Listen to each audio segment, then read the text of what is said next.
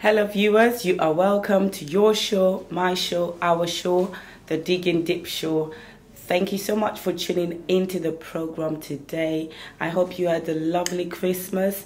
And from us, the Dig and Dip Show crew, we say compliments of the new season. I hope you've got all your plans, all your resolutions written down already, ready to go ahead with the year 2015. I hope the Lord will carry all of us throughout the year, and blessings of the Lord will be upon us. Thank you again for tuning into the program. To all our viewers and sponsors, we say a very big thank you. And as you've known, this new year, there's new things coming up. There's new guests on the show, and this is an awesome woman of God. She's an author, she's a speaker, she's a consultant, she's a coach. She is loaded. She's also a mother. You're also a married wife. You've got a lot of things on you. You're welcome to the show. Thank you for having me. Thank you so much for coming on the show. Can you just briefly tell us who you are? Well, my name is Michelle Watson, and you've really said it all. I'm a mother, a wife, a co-pastor, author now of an upcoming book, which we'll obviously go further into. But who I am, I'm a woman, overcoming challenges. I love that. Situations, and with the will and the desire to empower more women like myself. Wow, I just love that so much. When you say you're overcoming, tell us, you've written the book, Overcome and Rise Above. Tell us what gave birth to the book. Well, I was born here in the UK, but I grew up in Jamaica. And I returned to the UK, and it was like I opened the door to challenges, many challenges. Yeah. If it's domestic abuse, if it's parenting a son with ADHD, if it's parenting a child that has gone through bullying and tried to take her life. So there's been so many avenues of challenges that I thought to myself, you know what, there are people out there that could basically benefit from my advice. Because if you're going to speak to someone, the first thing they're going to say to you, do you know what I have been through? Do you have any idea? Tell us, yeah. So when I came and I looked at all these challenges, I thought to myself, oh my God, I can't believe I made it through this far. I've been to a stage in my life where I was thinking of taking my life because I couldn't see any other way.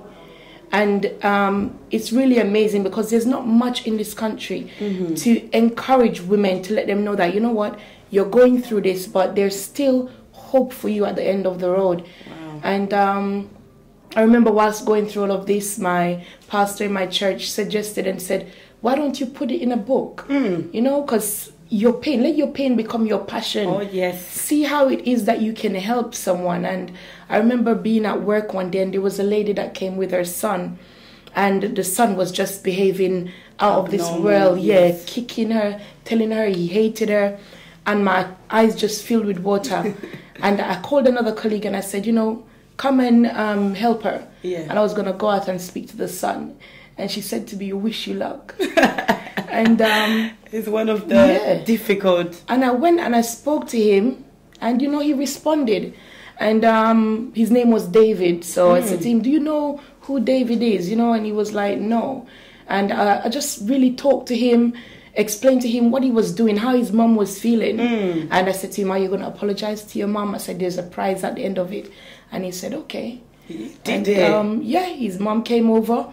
He apologized, and she was like, what did you do? She started crying. She said, you have no idea. I said, you can do it. I said, you're a mother. It looks difficult now, but you can do it. She was like, you don't understand. So I had to tell her where I was coming from with my son. So in a nutshell, we can say all the pain of what you've been through. Yeah. So gave birth to this book. Definitely. I'm telling you, look forward to the book, Rise and Overcome. Rise above and overcome. Yeah. You rose above it all. What gave you the driving force of knowing that you can make it and you can overcome all the challenges? To be honest, the first and foremost I must say is God. The first and foremost I would have to say is God, because in God I was able to find that faith to know that, you know what, with Him all things are possible. And it was that enabled me to know, you know what, I can trust in Him, I can rely on Him. When other people will fail you, He will always be there for you. And also having a strong unit. In my church, a strong unit. There were people I could go to, I could call on when times... What's your church again? It's International Christian Celebration Center. Okay. Home of celebrities, giving thanks to God always. Amen. So that's one of the driving forces, being able to give thanks no matter the situation. So you will realize you will get that inner peace. When your mind is in turmoil, there's not much solution you see. All you see is the challenges, the problems. Getting bigger every day. Every day. So you have to have, firstly, God.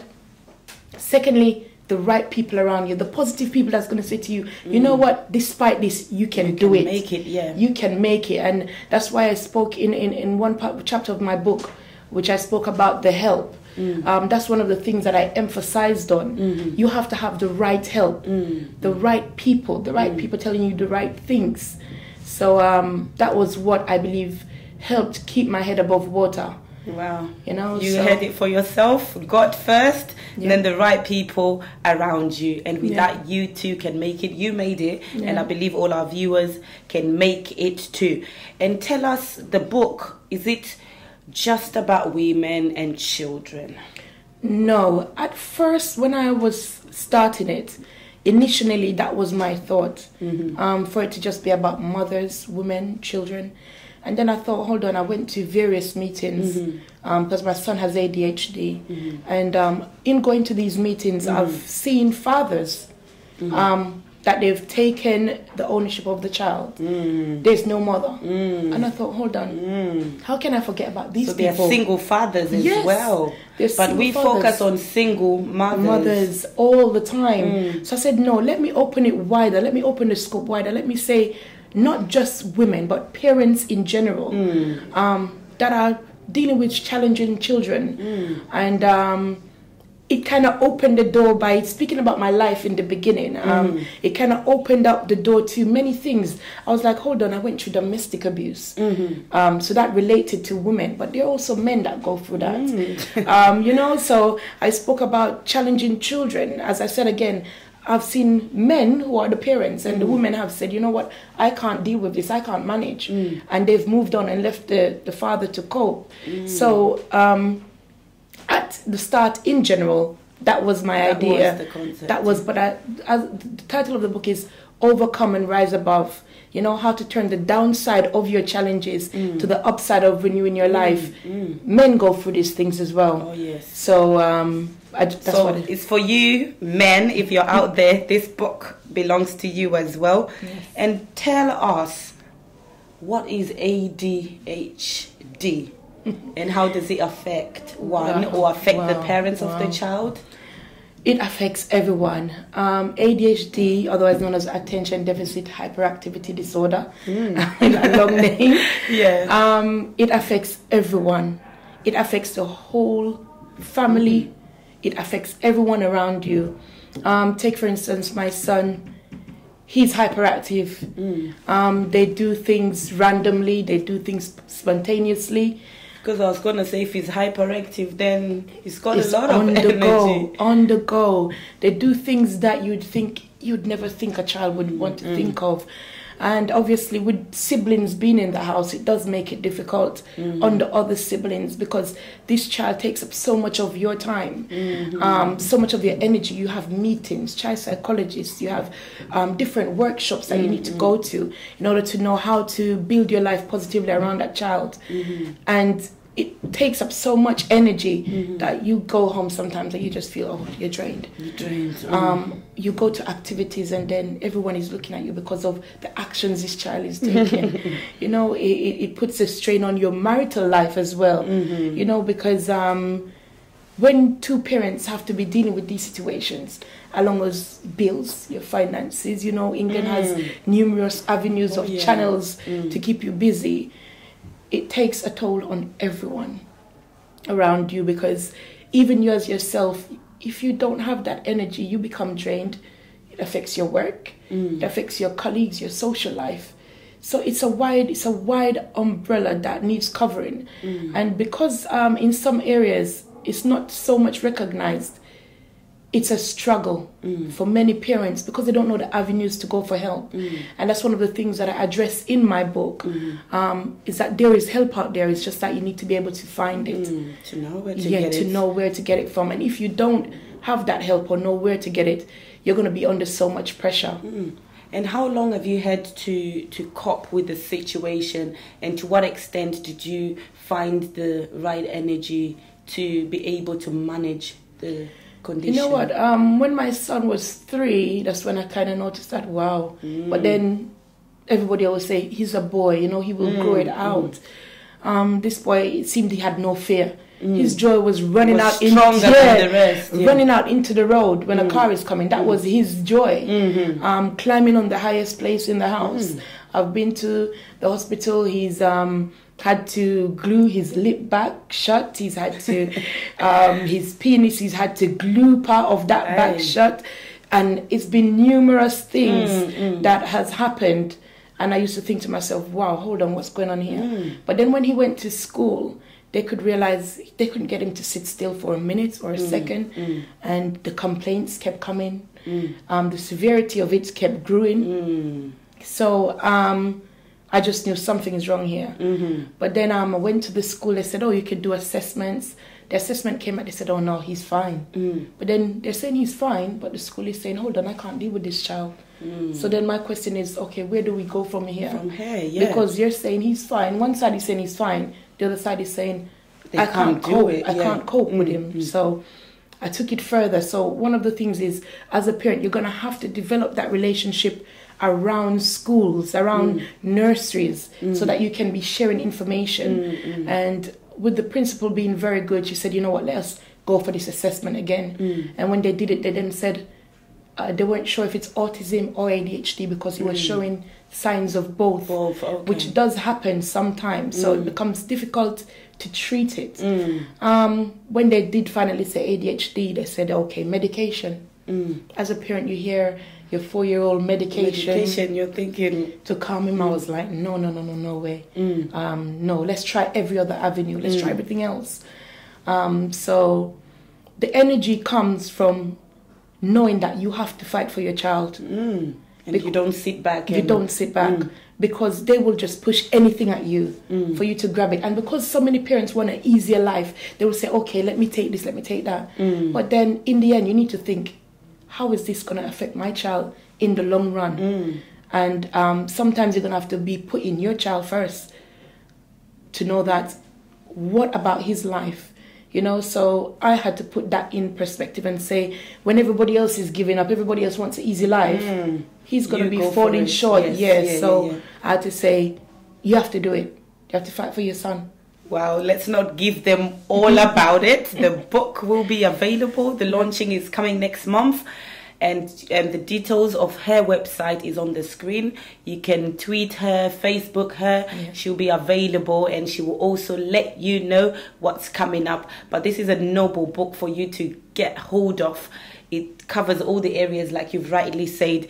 And if we are to dig deeper, you've mentioned about domestic violence, domestic abuse. Because I'm married at the moment, but obviously I was married before. Got divorced, which was a very low point in my life because I thought, being in my early 20s, a divorcee, and I thought... you thought, no, I don't want to do it. And one of the other hitching point for me was like, saying, this is not my second child's father. It brings that low self-esteem in you to think, as soon as somebody hears the child and hears a different name, they're like, that's different fathers. But, you know, when I first met my son's dad, I was at a point where I'd just come back to the UK. Everything, you know, my family was there. I have a big family, but I grew up on my own. And that kind of pushed me into a low point in my life, even though I had them around. And then I met him. He was so lovely. He loved cooking, loved doing everything. All that a woman would want. Would want. And we got together. We finally got married, and I had my son.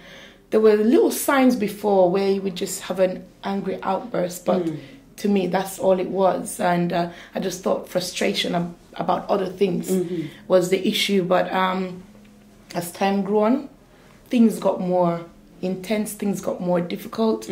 So it was no longer just verbal abuse anymore. Action came into play. Was that here in the UK? Yeah, that was here in the UK. Many people wouldn't believe it. They would say, I'd say it happened in the Caribbean or in Africa. No. People still get abused in the UK. It happens here. And someone watching would say, so why did this stupid woman not go and tell the police? But in that age, you're thinking to yourself, oh, I can make this work. I can change this person, you know, because you're looking at all the good sides. So you're saying, because this person has all these good sides, you can make it work. You can somehow miraculously change him, It's gonna happen. you know? And then you'll have a phase of 1 month of everything being perfect. And you're like, it is done. And then within the blink of an eye, you know, things turn over. I've had food thrown in my face. I've been kicked. Whatever you could think of, a woman has been done, has happened to me. And I kept saying to myself, this can work. For the children, this can work. But you know what? I would go to work. And the time that work would finish, I would be dreading to go home. I'm going back. I'm going home. And I thought, I can't do this. But then one night, I can never forget, I can't even remember what the argument was about. And I went to my bed and he went into another room and he was just slandering me, the things that he was saying. And I went to the bathroom and I sat down and I thought, Michelle, is this me? Is this what you want out of your life? Yeah, is this what I want? And I sat there, I sat in the toilet in the dark for maybe 2 hours. And I said, how can I live my life like this? I said, this is a movie. This is a movie. Yes. I couldn't let my family know. People might be hearing me say I have a big family. Yes. But I couldn't let my family know because that's one of the things it does to you. It makes you think you're the fault. So what, it even brings fear on you? It brings fear because you're thinking, oh my God, what are they going to think? And what's going to happen? And also you're thinking, are my children going to be disappointed in me, thinking that I'm the one that's demolished the family by saying I'm going to leave? And you get that low feeling in you to say, you know what, I'm so young in my life. Do I want to be a divorcee? You know, so that really changed a lot. So that night I sat down and I said, you know what, God, I have to do something because it can't remain this way. No. And I had to make the move. It was not easy because that's when the real battle began. Face the giant. Believe me, I would go outside. Some mornings I would look, all 4 tires would be slashed. My car was keyed from left to right. You know, I would go to the shop or go to work and come back. All my clothes in my wardrobe is gone. So I've been there and I've seen things happen. But sometimes I will say, why didn't I do this? So now I'm on the outside, I'm looking back in. I'm saying, why didn't I do this? So I would just say to people out there, don't always be quick to judge someone when they're in a situation. Because when you're in that situation, you never know which way you would react or how you would take it. So it's not easy, but I would just encourage women out there that are being abused, speak up because there is help. You don't need to stay there to be lowering yourself because it lowers you. It does lower you. Because in the end, you don't see that you need to be on this earth. That's how some people, they end up taking their own life. Yeah. Because the people that you think are meant to show you love, they're the ones abusing and hurting even the more. And I can say this book is loaded. Amen. Because if you've given all that was in you in order to put this book together, overcome and rise above. Yes. And you've mentioned that it's turning. It's how to turn the downside of your challenges into the upside of renewing your life. Wow, you can do it too. Michelle, you've told us about the road, how you've gone through abuse, marital abuse, how you've had to manage living with a child with ADHD and all the things that you went through, the fear. Tell us how you've managed to persevere to be where you are today. My first and foremost thing were the life that I needed to create for my children. I needed them in this time and age to grow up and know that, okay, if I can't see anybody else out there that I can look up to, I'll be able to look up to my mom. And that has kept me going. In times when I felt like I want to give up, it's kept me going. But most importantly, I want to fulfill that purpose that God has given to me. And Purpose. yeah, purpose. You have to have a purpose. And once you have a purpose, you will keep pushing, you will keep persevering, because you'll be looking at that goal ahead of you instead of the hurdles that you need to jump to get there. So for some people, they want to do it in a shorter time. And that's when we end up falling over the hurdles, because we focused on, okay, how am I going to jump this hurdle, instead of thinking about, okay, what do I need to do to reach that goal? So that's what keeps you going. Wow, and I want you to look into the camera. There might be women or men, like we've said, that men are also going through domestic violence, and we don't even know. You've been through that. You've had challenging relationship with your child. You've had challenging children. You've gone through a lot, and at some point you've wanted to take your life. I just wanted to look into the camera, speak into somebody's life, someone out there who's in that situation. What can you say to them? First and foremost, I would like to say to you, you're here for a reason. Never think that your life is not good enough. Many of us, we've had to go through a pathway that's led us to what we are now. If I didn't go through these circumstances, I would have nothing to write about. So the fact that you're going through these challenges is not the end of the road. It may just be the start for you. The challenge is not about what you're doing, but it's about how you're going to overcome it. And I would just like to encourage you today. There is help out there. Make sure you get the help. Don't wallow away in self-pity. Don't think about how people are going to look down at you, but think about yourself, who you know you have the possibility to be. So never allow somebody to speak that negative into your life to declare who you are. You know who you are. You know who you can be. And I just want you to believe in yourself. Believe that there is help. Believe that there is a challenge, but yes, I can overcome it. Believe that there's a hurdle, but yes, I can jump it. So that is my encouragement for you. And if you can't find any other way, just look at me and wonder, okay, how could a woman going through all of these end up being here speaking to you on this TV channel right now? It's because I chose to not accept what the world was throwing at me, but I choose to accept who I wanted to be. And that is my encouragement for you. How you make the decision, you've rightly said it. It all starts when you make the decision to choose who you want to be. And obviously you will overcome your challenges. Amen. I want you to give your information. You're an author, you're a mentor. Give the information. How can people get to know you, and how can they get to have your book? How can they come to your workshops? What is it that you're going to do from now on? Right, so the book is upcoming next month in February. That's the first stride that I'm taking. From there, I will be putting up workshops. If people have conferences, any arena, any avenue that you think, okay, I'm the person that you would admire or have, speak to either one of the persons that we've mentioned, whether parents or people going through domestic violence. I am available. I will be doing workshops. That information will be coming up later on my website. As I said, my website details will be on the screen. You can get me by Twitter. My email address is michellewatson@breakfreemw.com. So that's michellewatson@breakfreemw.com. And that's the reason why I chose that name. You need to break free. Break free from everything that is holding you back. Just break free.